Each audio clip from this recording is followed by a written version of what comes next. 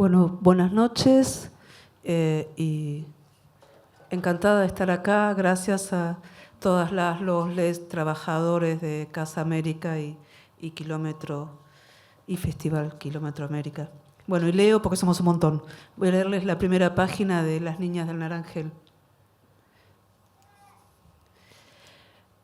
Tía querida, soy inocente, imagen a semejanza de Dios como cualquiera, como todos, no obstante haber sido grumete, tendero y soldado, mas antes, niñita en tu falda.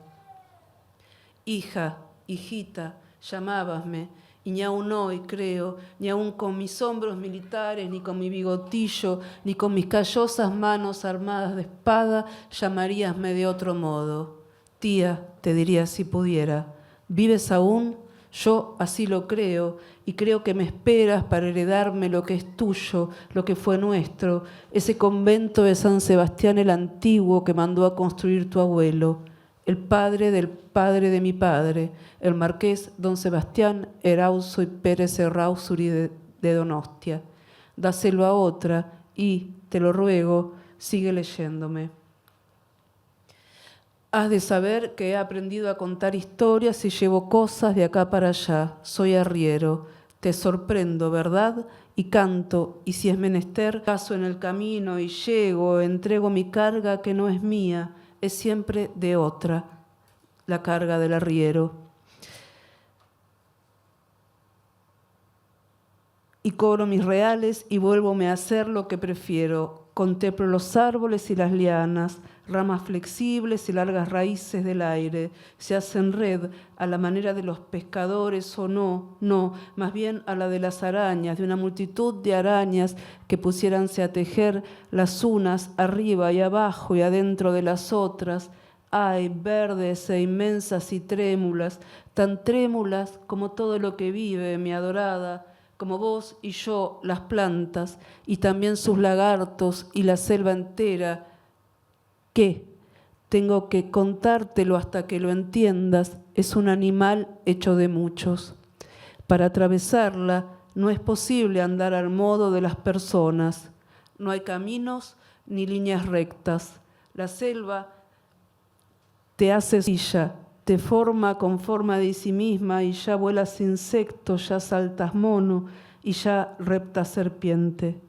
Estás viendo que no es tan raro que yo, que fui tu niña amada, sea hoy, si quieres, tu primogénito americano. No ya la priora que soñaste, ni el noble fruto de la noble simiente de nuestra estirpe. Tu niña es un respetado arriero, un hombre de paz.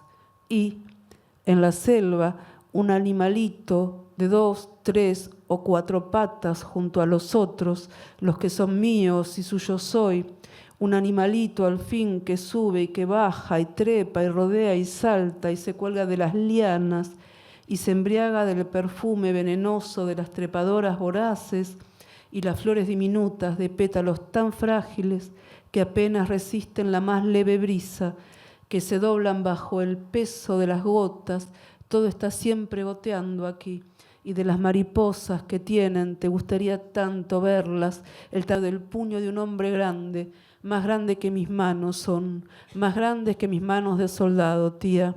¿Sabrás que me han hecho alférez y me han dado medallas?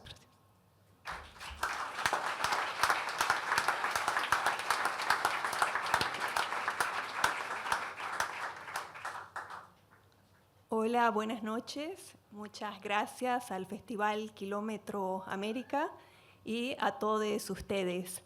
Hoy voy a leer el comienzo de mi cuento El Camino Angosto, que es sobre una colonia religiosa de descendientes de europeos en la selva de Bolivia. El cuento está narrado por una preadolescente que nunca ha dejado la colonia y que sueña con visitar la ciudad. El diablo puede ser una nube, una sombra, una ráfaga que mueve las hojas. Puede ser el cuyabo que cruza el cielo o un reflejo en el agua del río. Algunos dicen que viaja con el viento, otros que anida en la electricidad. Hay quienes aseguran que se esconde en el monte del otro lado del perímetro, allá donde las ramas de los árboles susurran secretos que enloquecen a los hombres. Pero el diablo también es el espantapájaros que corre por los campos cuando todos duermen. El mundo de afuera está hecho de tinieblas, dice el reverendo, y quien sale del perímetro es arrastrado por las sombras. Por eso no debemos distraernos del camino angosto, que es el del Señor, porque estrecha es la puerta y angosto el camino que lleva a la vida, y pocos son los que lo encuentran. Mi hermana Olga se cansó de vivir en el camino angosto. Ella y yo dormíamos juntas y a veces, en lo oscuro, jugábamos a la vaca y el ternero. Susana, juguemos a la vaca y al ternero, me decía, y se subía el camisón para acercar su teta.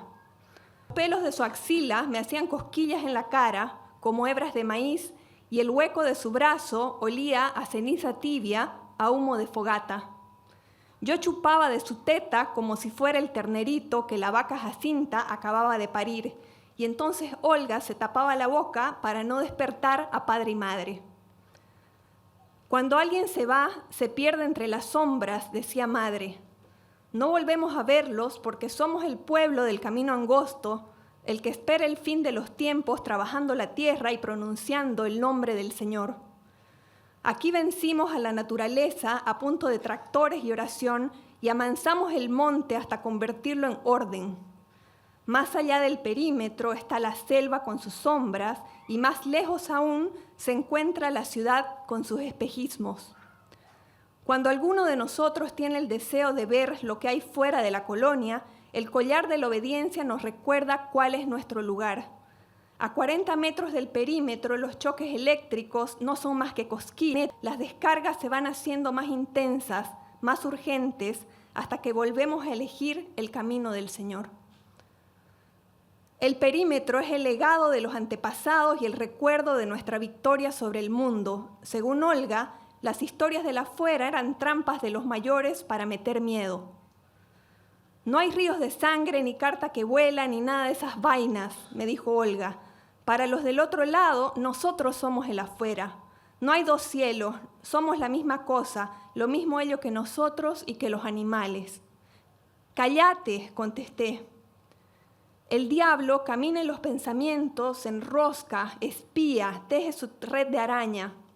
Estábamos haciendo mermelada en la cocina. Del otro lado de la ventana, padre desenganchaba el caballo y bajaba del buggy los galones de herbicida comprados en la ciudad para el maíz.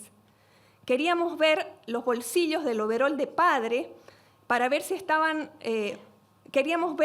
los bolsillos del overol de padre estaban abultados por la señal de que traía cosas ricas que no hay en la colonia, como los masticables de locoto o los chicles con juguito, pero lo único que abultaba en el overol de padre era la panza. Olga escupió en la mermelada hirviendo de la olla por puro gusto de ver el gargajo desaparecer lentamente entre las burbujas rojas. Esa mermelada no era para nosotros, sino para que padre se la llevara a la ciudad cuando faltaba la plata. Teníamos débil el espíritu. Olga y yo soñábamos con la ciudad y con todo por fuera del perímetro. Pescábamos las ráfagas de música que salían de los vehículos que pasaban cerca de la carretera y hurgábamos el cielo para ver las naves que volaban cargadas de pasajeros rozando las estrellas. Madre había ido a la ciudad una vez hace muchos años, poco después de que yo naciera. Cuando le preguntábamos cómo era, se quedaba sorda de repente. Madre, decí cómo es, qué viste, qué hay allá. Y nada. Los hombres sí salían a la ciudad a hacer compras con perro del reverendo y a veces volvían cambiados, sin sombrero, más contentos. Por eso era que Olga escupía en la mermelada. Decía que al menos una parte de sí misma dejaría la colonia y viajaría hasta la ciudad.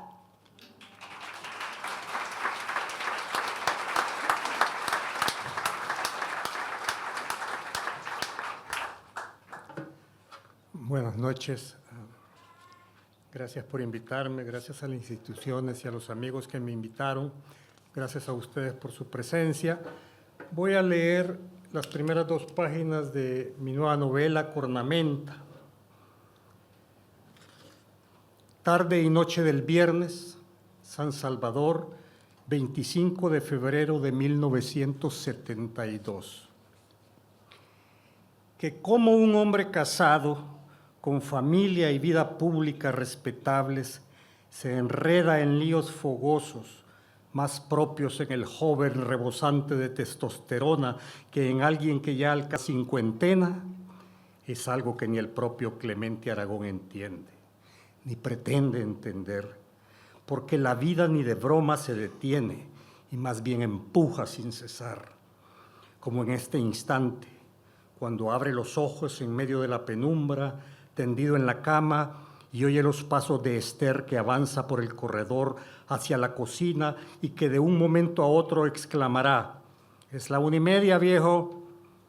No importa cuántas veces a lo largo de los años le haya repetido que él despierta por sí mismo de la siesta. El reloj en su mente es cronométrico, afinado desde hace décadas, desde mucho antes de conocerla. Ella podría evitarse ese grito.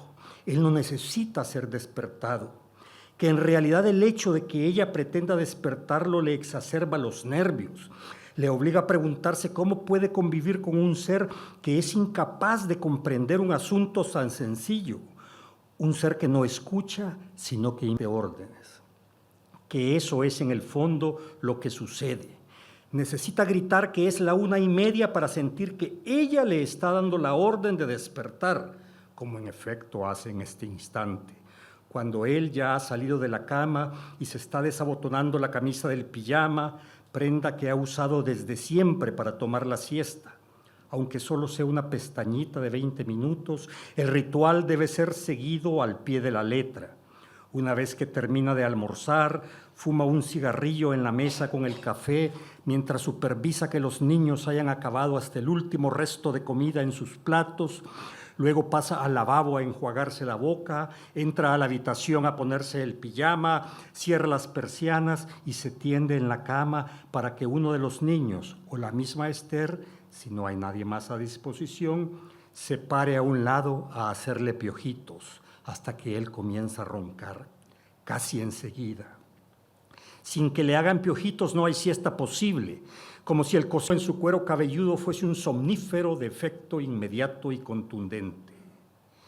Y entonces se impone el silencio en la casa, porque los 20 minutos de la siesta de Clemen son sagrados. Los niños salen al patio a jugar en silencio, la televisión enmudece y Esther y Fidelita, la sirvienta, caminan en puntillas, temerosas del enojo que acomete a Clemen si por algún ruido es despertado, que hasta los niños controlan sus voces con tal de no padecer el castigo de quedarse encerrados en casa durante la tarde, sin poder salir a jugar fútbol a la calle con los amiguitos de la colonia si su imprudencia rompe la siesta de su padre. Se está abotonando la camisa blanca cuando Esther irrumpe en la habitación y se dirige directamente a subir las persianas mientras le advierte, como cada día: «No se te vaya a hacer tarde, viejo», sin que le importe la carretada de veces que le ha dicho que no necesita que nadie le esté marcando el paso, y que se lo haya dicho veces a los gritos, cuando tenían muy poco tiempo de haberse casado. Desde entonces él supo que esta mujer era incorregible, que se pasaría el resto de la vida dándole órdenes, indicaciones, y que lo más prudente era desentenderse, no hacerle caso, pensar que estaba tratando con una lora que repite la misma cantaleta, la única forma de evitar un endiablado y permanente pleito con ella. Pero una cosa es lo que se decide en la mente y otra muy distinta cómo reacciona el carácter. Lo sabe en carne propia Clemen, que cada orden de Esther le produce una pequeña agrura, no solo en su estado de ánimo, sino también en el estómago. Y no tiene la menor duda de que su gastritis procede del amargor que traga cada vez que la escucha y no de los 40 cigarrillos que fuma diariamente. Gracias.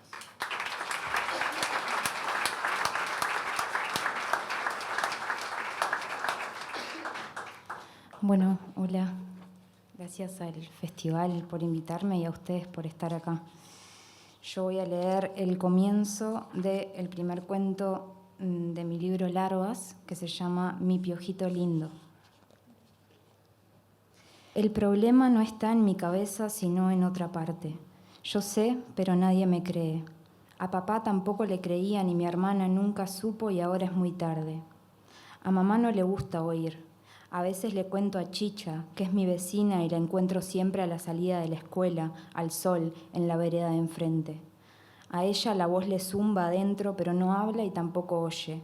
Se quedó vegetal, dice mamá, aunque igual recibe, me parece, el movimiento de mis labios y de mis manos cuando le cuento de la luz y ella se agita como si le importara. Chicha me babea el hombro cuando me siento al lado suyo a advertirle. Baba que te baba con zumbidos que me ponen nervioso y hacen que me vaya. Mamá me ve cruzar y me grita para que me apure. La veo ya con el cuaderno en la mano, sentándose en los escalones del frente de mi casa. Deja de molestar a esa vieja, dice. Yo me río. Me hace gracia que mamá diga vieja. Mientras subo los escalones, veo por la ventana mi túnica colgada en una silla y me acuerdo de esta tarde. Mamá me despioja el sol.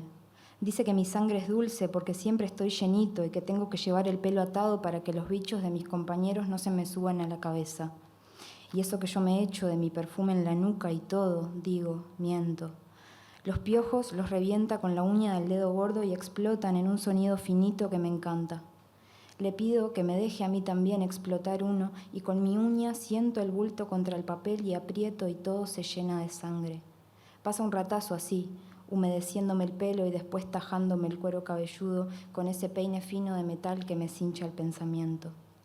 Aunque se ríe, no me olvido, porque ella intenta y me dice piojito, mi piojito lindo, para que yo me olvide de esta tarde. Digo nomás mamá porque a diferencia mía, que sí que parezco un piojo, ella es siempre muy persona. Casi se muere de vergüenza mamá hoy temprano cuando la maestra la hizo llamar para decirle que estaba lleno de piojos.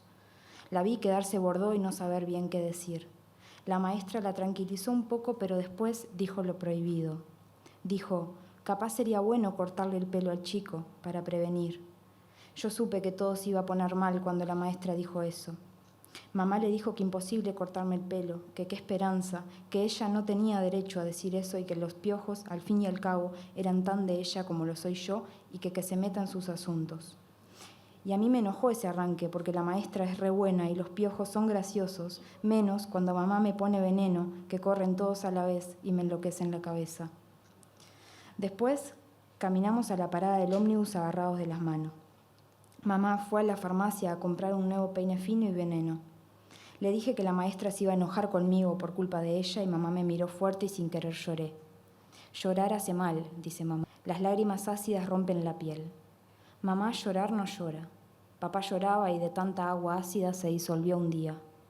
La abuela dice que eso es mentira de mamá, que la gente no se puede disolver. Pienso a veces en uno de mis últimos recuerdos con papá. Fuimos hasta la Virgen y dijimos cosas bajitas. Mamá parecía que hablaba otro idioma, aunque yo era chico y tanto de idiomas no sabía. Papá no hablaba nada y se quedó afuera de la capilla con mi hermana. Si se hubieran quedado adentro, lejos del resplandor del cerro. Pero no. Y no supo él, pero ahí prometimos una cosa. Mamá prometió y yo lo que hice fue ponerle cuerpo a la promesa. Soy varón, pero no me corto el pelo porque con mi mamá hicimos una promesa secreta. Secreta no diga secreta porque eso se presta a preguntas, dice mamá.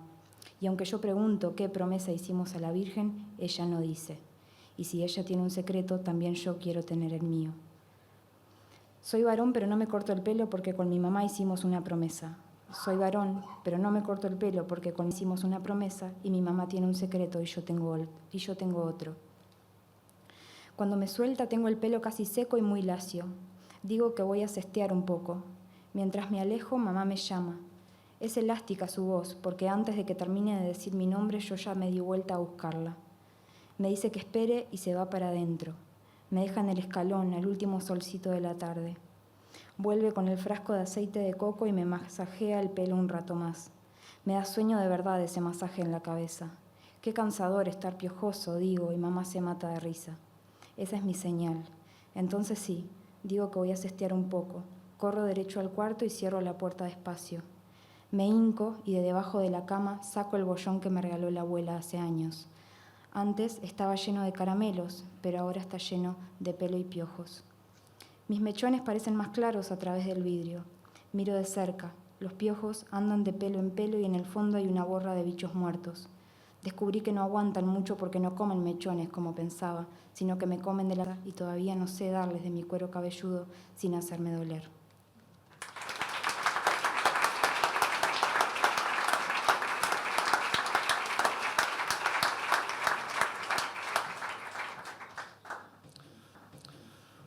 Buenas tardes, soy Sergio Galarza de Perú. Gracias por la invitación. Este es de Barrio Moscardo. Reconozco que durante mi juventud viví con vergüenza el hecho de pertenecer a un barrio con vecinos de aspecto amenazante. Yo estudiaba en una universidad privada, varios de mis patas eran ricos, pitucos, aunque a ellos no les gustaba que los llamaran así.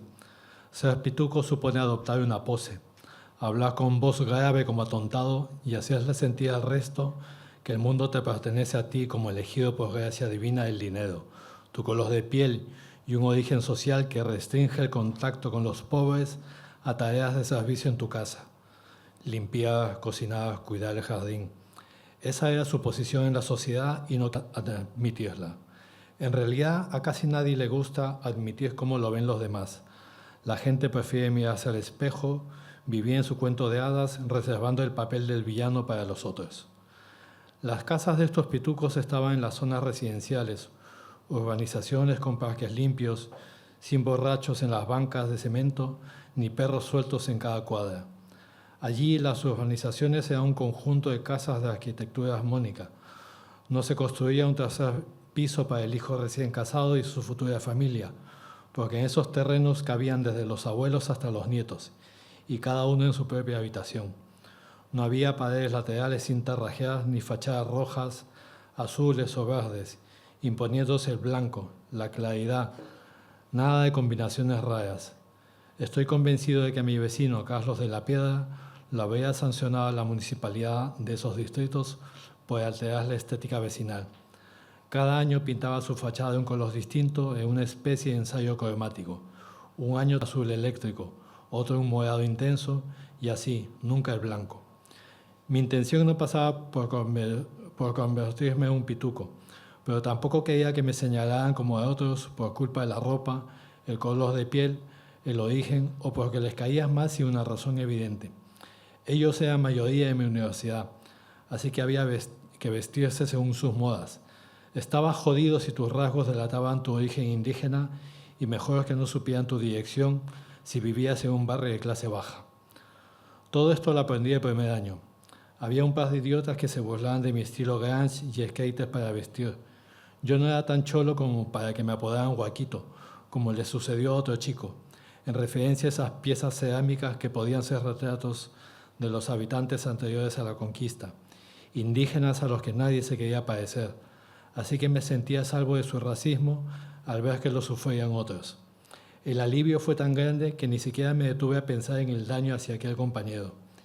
Y cuando tenía que darle las direcciones a alguno de mis patas, hacía lo mismo que cuando iba al colegio.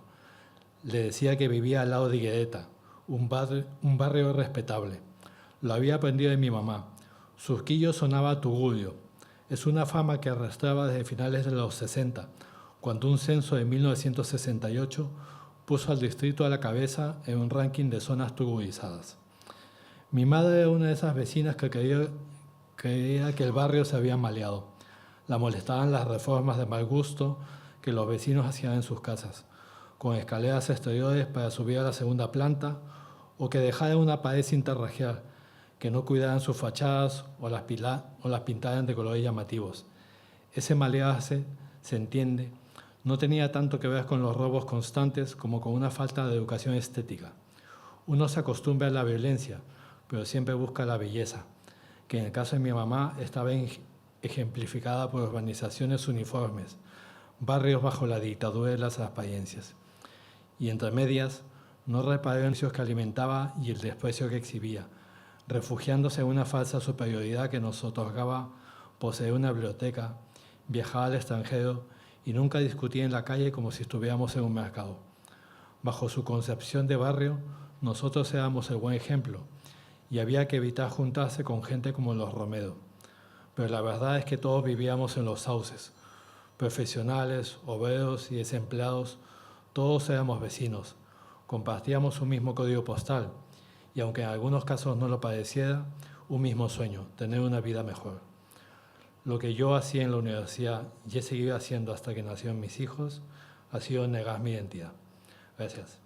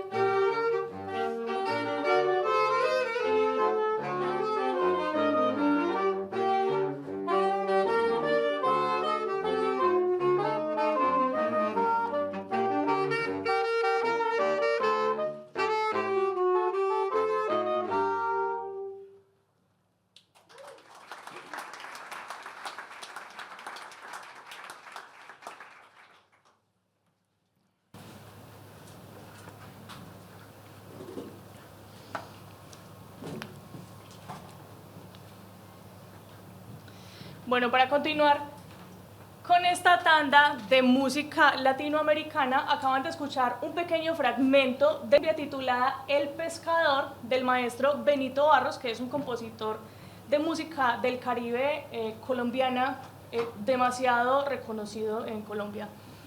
Es para mí un honor estar presentando en este momento ante ustedes. Vamos a interpretar una obra escrita por mí. Es un pasillo tradicional colombiano.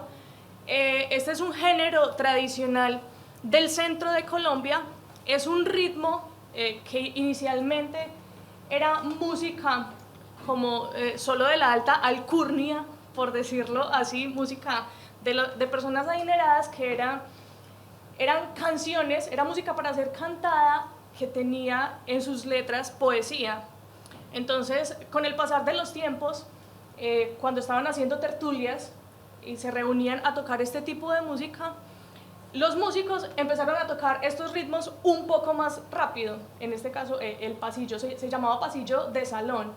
Empezaron a tocarlo un poco más rápido y de ahí nació lo que ahora se llama el pasillo arriado, que es un pasillo, es un ritmo tradicional que está hecho para ser bailado. Naturalmente se baila en las fiestas de los pueblos. Entonces, si ustedes ahí sentados quieren mover un poquito el cuerpo, están en todo su derecho. Muchísimas gracias.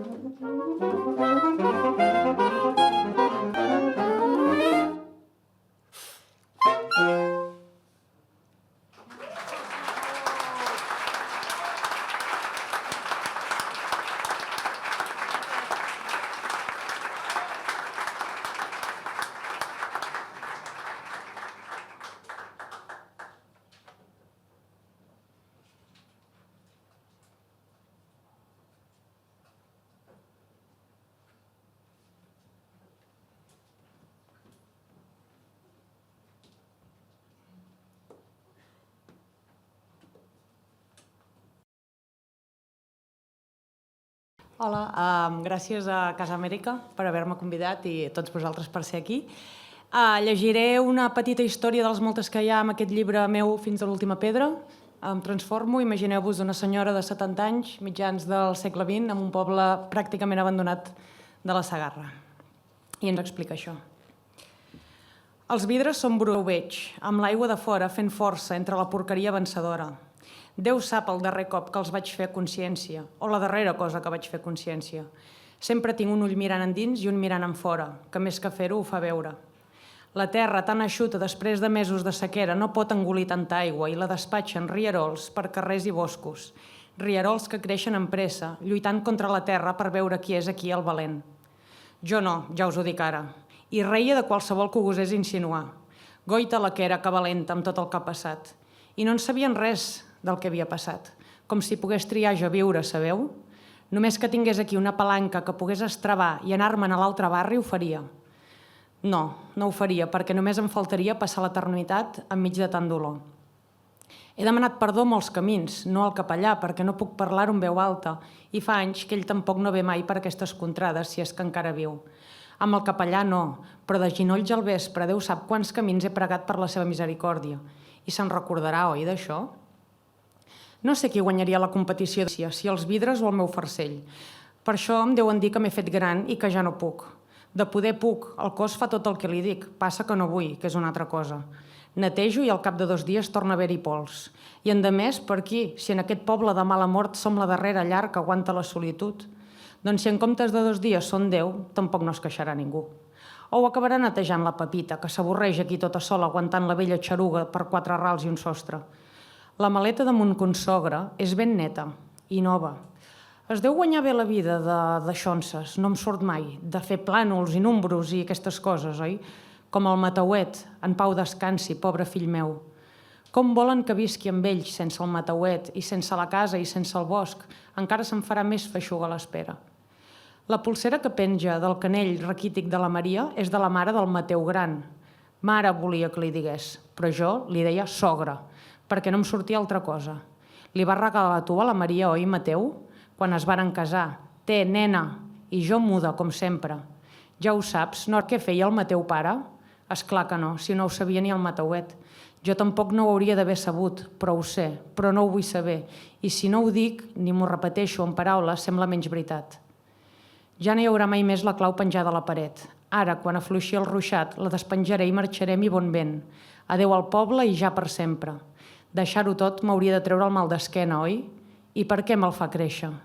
No vull marxar, ja els ho he dit molts camins, i que si naps, que si cols, que si el matauet ho hauria volgut així, que la bellesa i la solitud com si fossin coses lletges i curables. No ens respecten per res. Que marxi la Pepita, que al final és la qui ho ha tramat tot perquè no suporta més aquest xivarri, i no agarra-la perquè no la prengui per boja, perquè no sap que jo també ho sento, que la sentim tots els que estem asseguts a les banquetes esperant una treva al cel. Qui és el foll que gojaria ostentant a risc que l'assenyalin? I les veus també m'ho repeteixen, que ho saben el que feia el Mateu, pare, a la nostra cambra quan no hi havia ningú a casa per protegir el criaturam del poble. I que jo ho vaig veure, i vaig tancar i va ser com si no ho hagués vist. De vegades penso que ho vaig somiar, però elles es recorden de fer palès que fou ben cert. I hauria d'anar-me'n i potser callarien. Però i si ho deixo tot i no callen? I si en el fons sóc jo la boja? I si deixo aquesta casa meva, de la meva família, i abandono el poble per sempre a la seva sort per res? Sobre el cistell de vímet de la taula s'hi talla un raig de sol agrest. S'ha acabat. Som-hi, senyora Quera. Tothom està dret, tothom em mira, i no puc deixar-ho tot enrere. Sé que les veus em perseguiran i tot haurà estat en va. No, no puc, no vinc. I sí, ja hi som, la darrera batussa, com tantes altres hem tingut aquesta setmana, fil per randa. Les mateixes sentències, els mateixos colors, els mateixos gestos. Sé que vindrà de l'un, de l'altre i del més enllà. I el matauet i les seves últimes voluntats pel mig per omplir-me encara més de pena. S'allarga més que els altres camins, però les hores els apressen. Han perdut molta estona i acabaran perdent la diligència també. La Maria agafa el braç de son pare i mira de posar-hi pau. Tornarem un altre dia. Amb mi sé que sap que sóc boja, que amb una mica de sort quan tornin ja no hi seré. Abans de sortir m'estimen, però hi ha més enuig que apreciació, i a mi em va bé que sigui així. Cop de porta i silenci. I el raig de sol malèvol al bell mig de la sala. Les veus han callat. I aleshores em cau a sobre un doll d'aigua. No ho hauria d'haver fet. Què faré jo sola al poble? No tinc ni la Pepita pels encàrrecs. I si caic i no m'alço? I si em passa res? Baixo els graons apressada i miro de córrer com es pot córrer a la meva edat carrer avall, omplint les mitges de fang, i crec que fins i tot crido, però ja no hi són. Arribo al final del poble, guaito cap al camí de la Creu de Pedra, però el temps o la vista em menteixen. M'arrossego cap a casa mentre les veus tornen. Els escriuré una carta, només per saber si ells també les senten, les veus. Quina absurditat, no és per les veus que no marxo, és perquè no puc deixar enrere el malson. Potser sí que ha arribat l'hora de posar-hi fi i arriscar-me a passar la vida eterna allà baix.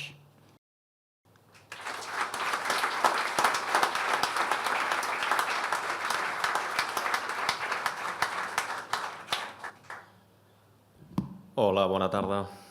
Gràcies a tots per acompanyar-nos aquest vespre amb la inauguració d'aquesta edició del Quilòmetre Amèrica. Jo llegiré un trosset molt breu amb el que comença el quart capítol de la meva darrera novel·la, La lengua herida. Nos hemos provisto de edificios llenos de imágenes fijas, archivos, hemerotecas, registros municipales, subterráneos atestados de discos duros y a veces, todavía, de cajas apiladas.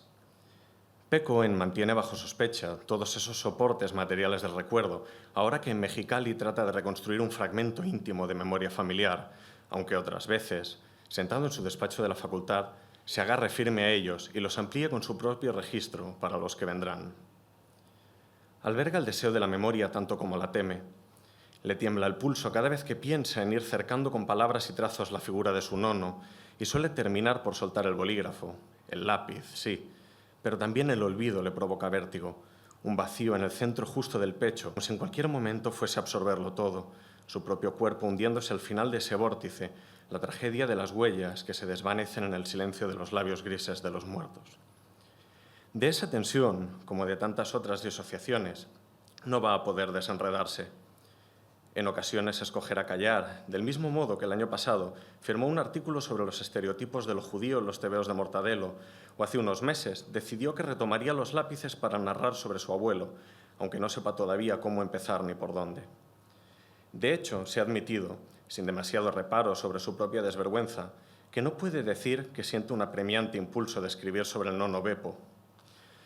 Para comprenderme a través de la narración, para comprender a través de la experiencia de mi abuelo la del éxodo de los judíos que lograron esquivar la Shoah, aunque fuese a costa del destierro de la Europa que habían contribuido a levantar, de renunciar a la tierra y a la lengua, había declarado en la solicitud de la beca.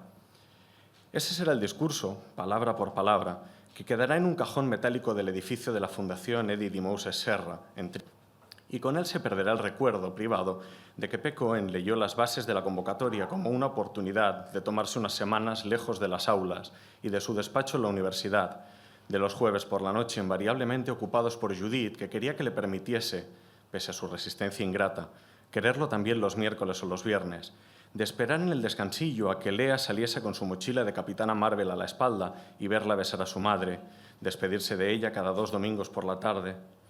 Dibujar y escribir la vida del nono fue la propuesta que creyó que le gustaría leer a los filántropos, por la que estarían dispuestos a financiar, esto es, a darle un pretexto que nadie pudiera cuestionarle, su regreso al lugar en el que sucedieron algunas cosas que casi había olvidado. Pero no tiene interés en narrar lo que de veras le importa. O sí lo tiene, pero es mucho más pequeño que la voluntad de guardar silencio o la conveniencia de no contar tantas veces. Y está el temor también a contar mal, o a medias, o deformado, o yaciente. Suele optar por mantenerlo todo a salvo del cercado que supone cualquier forma de representación. Escribir sus artículos con asepsia funcionarial, decir sin remordimiento: esta obra de Steve Ditko está claramente influida por sus lecturas de Ayn Rand, o describir cómo ha evolucionado la representación de los afroamericanos en el cómic a partir de los tebeos del halcón, armar para esas tesis sendos caparazones de argumentos. Pero a cambio de qué merecería la pena estampar los afectos, fijar los vértigos, trasladar fuera de él lo que aconteció en la carne, o aún más adentro, perdiendo por el camino lo que había de inenarrable e incognoscible en aquella sensación o en tal otra, cerrar esas otras posibilidades que existen cuando el relato está solo en la memoria y puede ser impugnado o matizado, deformado según mejor nos acomode con los años o según se nos vaya transformando la mirada. A su abuelo Cohen lo había visto sonreírse dulcísimo, un gesto discreto y feliz, cuando en la lengua de su mujer se confundía en el acento cada vez más imperceptible que arrastraba de los años en México, la sintaxis y los modos del castellano de Barcelona y alguna palabra en el españolico que aún cargaba de la infancia en Salónica, del hablar de la suegra, de la abuela. También él hablaba un poco así. Decía: no la chingues, y vato, y barrecha, y bambas, y apfelstrudel, y bafanculo, y schmuck. Pero si por casualidad alguien encontrase una ficha en el archivo, un viejo documento timbrado en el que se leyese Giuseppe Cohen, fecha de nacimiento, 29 de junio de 1921, nacionalidad italiana, no imaginaría en su boca el no la chingues, los vatos, la barrecha, las bambas y el apfelstrudel.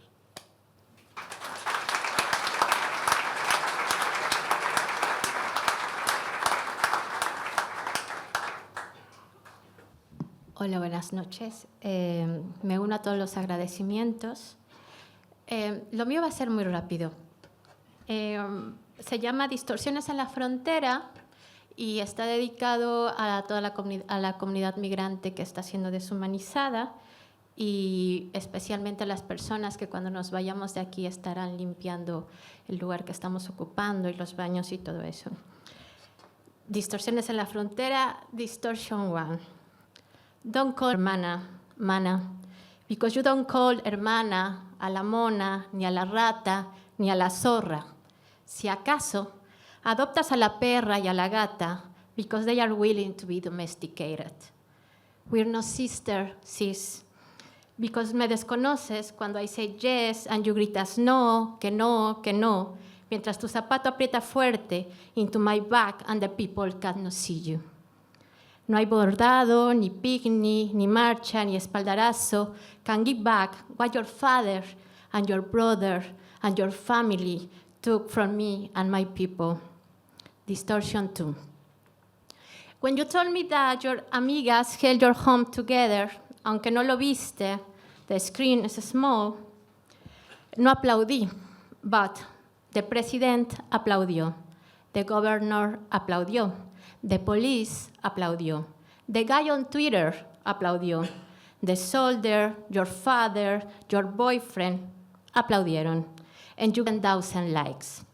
But your home, mi casa, and the homes of your friends are not the same home for all. My mother and her friends don't have friends. Ellas solo tienen casas que limpiar. Cuando dices que tus amigas y tú se sostienen, en realidad se sostienen sobre los huesos de mi madre y de otras madres. Ellas se resquebrajan. Their lungs, su artritis y sus sueños must know nothing about El Paro.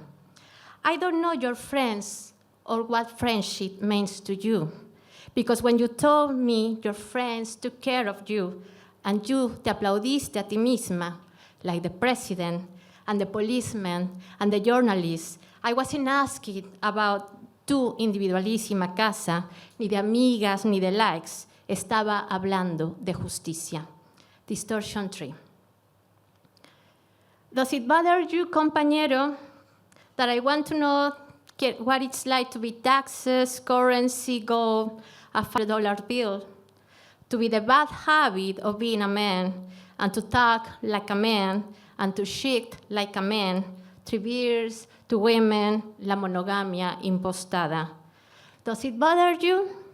I want to know if you enjoy being a soccer match y aparecer en todas las noticias que te paguen 5 o 20 o 45 millones de euros por scoring a goal. Me interesa, just for curiosity, por mero entretenimiento, escudriñar what drives you, que te excita ser un premio en la pantalla de televisión. It is a lot, compañero, all these questions. Don't worry, I'm still telling you what a lovely poem, compañero. Te noto incómodo, pero qué estremecedora novela tienes tú. Mi hermano me besó a los labios a los 5 años y nadie me premiará por eso. ¿Te gusta ser pistola, compañero? Do you like being a big, bad gun and shouting to everybody, go fuck yourself, compañero, and be like a champion man? ¿Te causa estragos, compañero, que te hablen 2 idiomas? Que quiera experimentar, vivir y saber qué es ser impuestos, moneda nacional, ser alabada por los hombres, mear como los hombres, abandonar como los hombres, ser padre ausente como los hombres y entender como los hombres, entender de primerísima mano que antes que eres hombre que mi alado y que yo sigo siendo mujer. Gracias.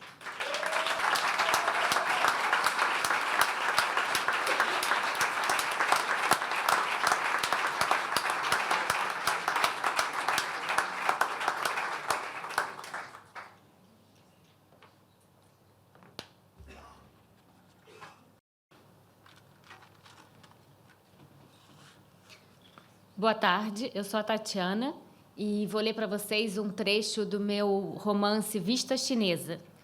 Espero que entendam português. 2 vezes por semana eu repetia o ritual. A única diferença... Só um minuto, desculpa. Eu começo assim... Eu vou ler a partir da 4ª página. Então, estou no meio já da narrativa. 2 vezes por semana eu repetia o ritual. A única diferença aqui era o horário. Eu nunca corria à tarde. De manhã tem mais gente, e eu detestava ouvir meus pais ou o Michel dizendo que eu não devia correr na Vista Chinesa. É deserta. O Rio de Janeiro, mesmo agora, mesmo sendo a cidade mais falada do mundo, nunca deixou de ser perigoso. Mas até aquela terça-feira, o perigo era para mim uma abstração. Sem que eu tivesse intuído nada, previsto nada, sem que eu tivesse pensado, está vazio, ou avistado alguém estranho ao longe, sentido algum rastro de medo, um arrepio, uma sensação ruim, sem que eu tivesse recebido algum sinal do mundo externo, o perigo apareceu de repente nas minhas costas. Ele era baixo, forte, encostou uma pistola na minha cabeça e ordenou: me segue. A voz se fundindo à da Daniela Mercury, a mão me apertando o braço, interrompendo a corrida e me arrastando para a floresta. Aquela mata linda, exuberante, cantada nos mais belos poemas, exaltada nos guias turísticos e na escolha do Rio de Janeiro como sede das Olimpíadas 2016. Aquela mata que todo mundo diz que é o que faz a diferença. Afinal, muitas capitais têm praia, mas uma mata assim, tropical, verdejante, imensa, só no Rio. Aquela mata frondosa, casa de tucanos, cobras e macacos. Aquela mata que exala um cheiro doce e enjoativo de jaca. Aquela mata que todo mundo admira quando está subindo a Vista Chinesa e na qual quase nunca reparo, porque quando estou correndo eu me desligo do mundo. Aquela mata virou o meu inferno. No mesmo instante que meus pés deixaram o asfalto e pisaram as folhas caídas na umidade da floresta, Percebi que havia alguma coisa incômoda no contato da mão dele com o meu braço. Sem mexer a cabeça, olhei para o lado e vi que ele usava luvas. Nos segundos seguintes, ou nos minutos, já não sei, eu só conseguia olhar as luvas. Os galhos arranhando o meu corpo, a voz dele, o sol desaparecendo entre as árvores, as ameaças, o barulho dos passos na mata, tudo se diluindo e perdendo a forma original. Eu só via as luvas. Preciso me esforçar, preciso me lembrar de tudo. Só as luvas não bastam, mas mesmo agora, com exatidão, só vejo as luvas. O resto, apenas imagens borradas. Depois eu vejo outras coisas. Vejo pedaços, fragmentos daquele momento. Uma clareira, um cinto, um tapa, minha garganta, folhas no céu, uma boca se mexendo, uma língua, sapatos, um peito nu, um tapa, um pássaro, um soco, um cinto, folhas caindo do céu, outro soco, ânsia de vômito, gosto ruim, uma nuvem, dor, vai quebrar, mosquitos, um cheiro ruim, dentro, outra, fora, dor, dor, dor, uma jaca, duas jacas, várias jacas, um rosto, os detalhes de um rosto se desfigurando, um rosto. É difícil descrever um rosto. Isso vale até para um rosto íntimo que a gente não vê há certo tempo. O da minha avó, por exemplo, eu sou capaz de recompor apenas com uma fotografia. Às vezes me pergunto, insegura, como era mesmo a minha avó?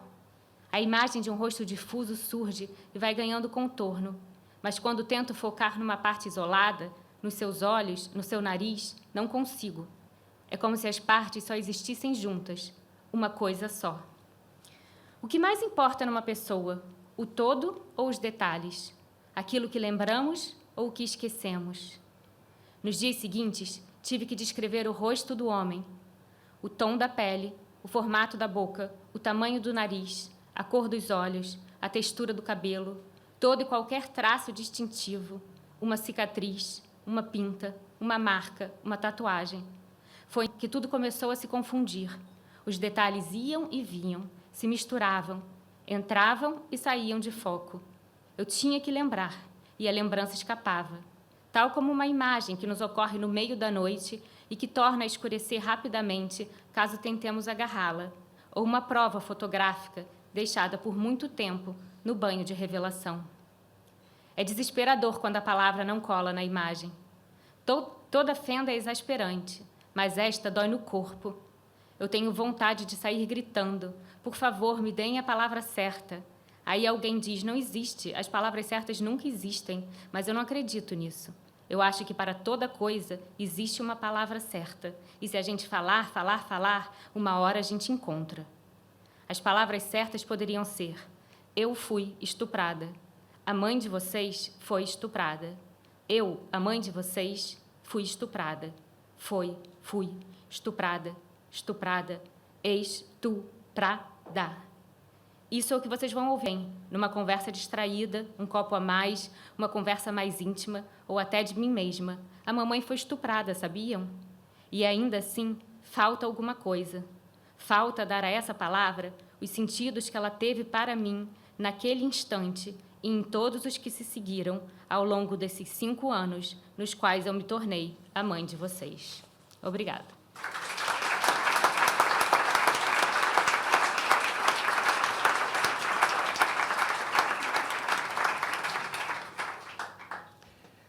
No. Vamos a subir un poquito esto. Sí, y voy a correr la planta, perdón. No, está bien. No, si esa no interfiere tanto.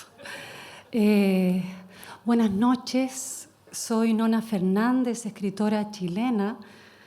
Quiero reiterar los agradecimientos que han dado mis compañeras y mis compañeros a Casa Américas, al festival y por supuesto a ustedes que están aquí anoche. Es una alegría estar leyendo en este coro de voces diversas, diversos idiomas, diversidad absoluta. Voy a leer un pequeño capítulo de este pequeño libro, de esta pequeña colección de minúscula que es preciosa, que se llama Micra. Este libro se llama Cómo recordar la sed y es una especie de ensayo o crónica, ni yo misma lo tengo muy claro, que está escrito entre medio de los escombros, entre medio del polvo y del humo. Dice así: estuve leyendo sobre los fractales. No estoy segura de haber comprendido bien, pero entendí que todo aquello que la geometría clásica dejó fuera por amorfo tiene un diseño fractal. La cara de la naturaleza es fractal.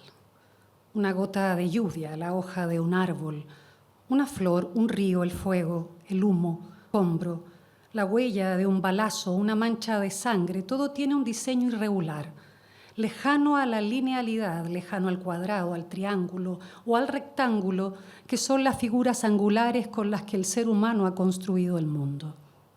Estamos condicionadas por esa linealidad. Nacimos y crecimos en ella. Supongo que por eso nuestra percepción es lineal, nuestro pensamiento también y hasta nuestra manera de organizar la historia, Aristóteles mediante. Tenemos la fantasía de que el relato fluye hacia adelante en un tiempo donde todo se organiza en un inicio, un desarrollo, un clímax y un desenlace. Una línea recta lanzada hacia el futuro que quizá en algún momento encontrará el final. La realidad es inabarcable y para intentar darle un orden se la encierra entre límites. ¿Será que la historia está subordinada a la geometría? El fractal es una forma rara, una estructura que no calza, que no encaja, que tiene tanto de caos como de orden. De lo microscópico a lo macroscópico, del átomo a la galaxia, del suceso al recuerdo, del sueño a la realidad, todo se organiza de una forma fractal. Inclasificable, la forma fractal fue denominada como monstruosa por los antiguos, pero probablemente sea el reflejo de lo que somos. Si nos miramos a un espejo, no veremos ni una sola línea recta. Somos una mancha en el universo de Euclides, seres fractales que habitamos un tiempo fractal, que vivimos una vida fractal. Por eso nos encontramos en esta encrucijada en el momento de elegir un orden para la historia. ¿Tiene forma la historia? ¿Tiene forma el recuerdo? No recordamos. Escribimos la memoria como se escribe la historia y en ese ejercicio estamos buscando una linealidad inexistente, aferrándonos a límites y ángulos que la historia no tiene. ¿Cómo recordar la sed? ¿Cómo recordar el miedo? ¿Cómo recordar el deseo? Si la historia tiene una forma, esta ha de ser la que deja un bombardeo, el resultado de una explosión cuyas esquirlas son disparadas sin dirección clara a través de todos los tiempos. Nos movilizamos por la energía de esa explosión demoledora y así tratamos de reconfigurarnos una y otra y otra y otra y otra y otra vez. Caminamos a tientas haciendo equilibrio después de cada réplica, pero el bombardeo inevitable, reiterativo, demandante, nos lanza al suelo sin importar el dónde o el cuándo, tampoco el cómo o el por qué. Sófocles, poeta griego, autor de Edipo y Antígona, fue nombrado general antes del estallido de la guerra del Peloponeso. Leí que su prestigio como poeta fue lo que llevó a los atenienses a ese nombramiento. Nunca, como en la guerra, se corre el riesgo de los excesos de la violencia, lo que puede atraer la ira de los dioses contra la insolencia de quienes los cometen. Por esta razón se hacía necesario en el campo de batalla un personaje piadoso y lúcido que pudiera abrir los ojos de sus pares, frenar a quienes desataran sus instintos brutales y a la vez hacer de pararrayos a la cólera divina.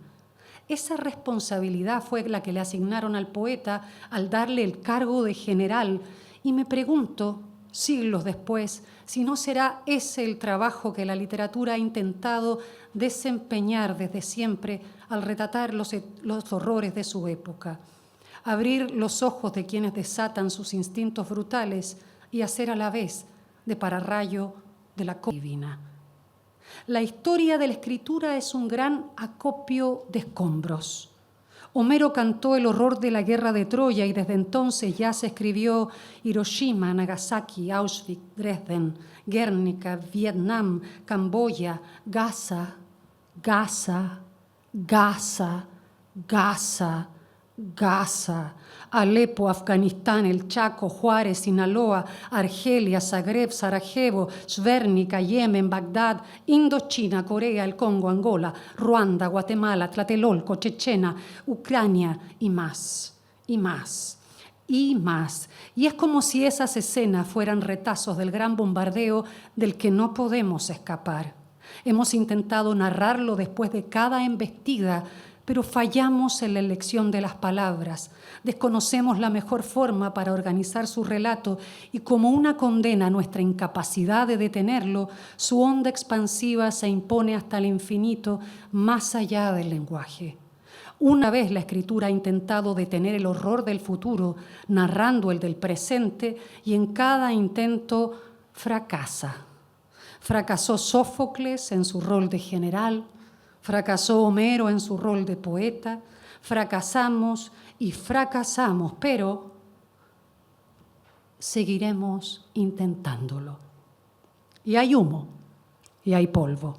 Siempre hay humo y hay polvo porque la historia no es limpia y porque en ella no hay nada claro. Caminamos entre las ruinas tratando de adivinar lo que pasó y leemos en los escombros el futuro como las gitanas lo leen en las hojas del té. Conversamos con los fierros torcidos, con la madera quemada, con el cemento, con los clavos chamuscados. Interrogamos a los adoquines rotos, a las baldosas quebradas. Hacemos testimoniar a los vidrios, a los pedazos de ladrillo, a los restos, a todos los restos, porque solo en ello descubriremos lo que fuimos y lo que somos. Y con misa escribiremos en una caligrafía que aún no inventamos la verdadera historia, una historia deforme, caótica, monstruosa, contradictoria, asimétrica, difícil de relatar, una historia en espiral, sin comienzo y sin fin. A la espera de eso, cargamos como un fusil aquellas imágenes que no vamos a olvidar, las contenemos, las encarnamos y nos presentamos al mundo exponiéndolas como una advertencia. Donde quiera que vayan, en nosotras verán el derrumbe, los escombros, el polvo y el humo. Esa es nuestra condena y nuestra única lucha armada. Muchas gracias.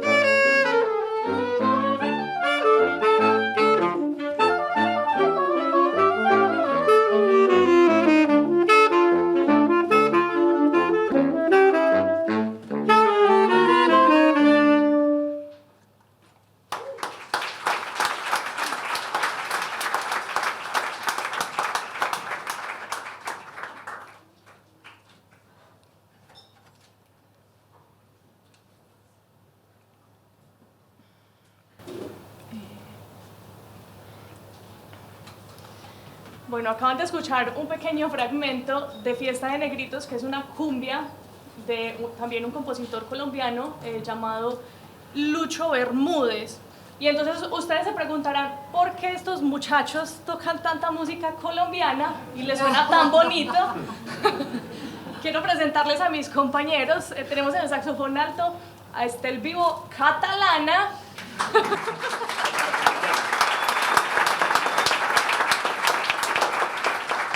Pero está demasiado colombianizada ya, entonces... ¿Quién es aún? En el saxofón barítono a Daniel Cardona de Manizales, Colombia.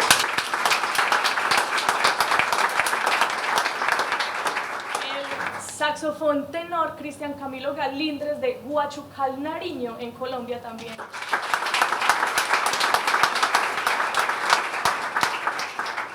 Y quien les habla, Wendy Giraldo de Manzanares, Caldas, Colombia.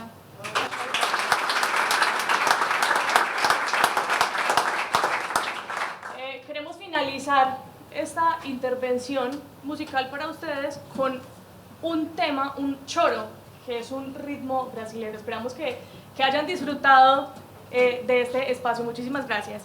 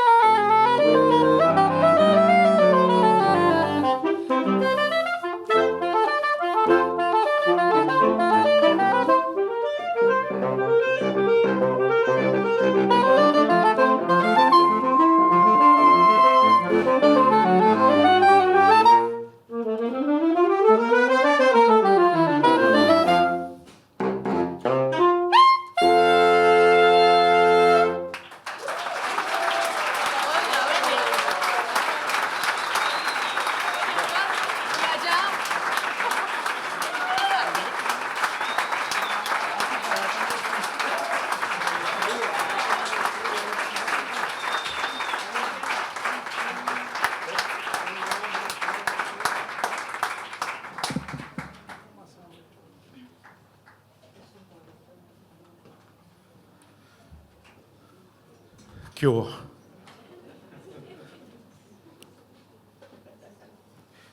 Era, ante la destrucción de la ciudad es la memoria, ante la violencia, la palabra, ante la locura del racismo, la discriminación, la paciencia de leer y escuchar. Vivir en una ciudad no es un código postal, es transformar el espacio. Transformemos el espacio, habitemos las ciudades de una manera distinta, recuperémoslas de la violencia, ya sea de las bombas, del narco, de la gentrificación, de los reyes locos que circulan por ahí. Son nuestra casa y son el lugar donde nos encontramos. Catalana, peruano, brasileira, salvadoreño, argentina, chilena, uruguaya, mexicana, español, catalán también, boliviana. Los acentos del kilómetro, muchas gracias. Hay más cerveza, hay libros. Trajeron cargando a pie todos los libros, uno por uno, desde Noyes hasta acá. Ayúdenlos a aligerar el peso de vuelta, llévense los libros firmados por los autores y las autoras. Mañana recuperamos y seguimos con la programación del festival a las 6 de la tarde en la Biblioteca Gabriel García Márquez, la otra sede del festival, que ya saben que está organizado por Casa América Cataluña y por Bibliotecas de Barcelona. Nos vemos ahí. Más conversaciones, más libros, más voces, más acentos. Muchas gracias y a beber.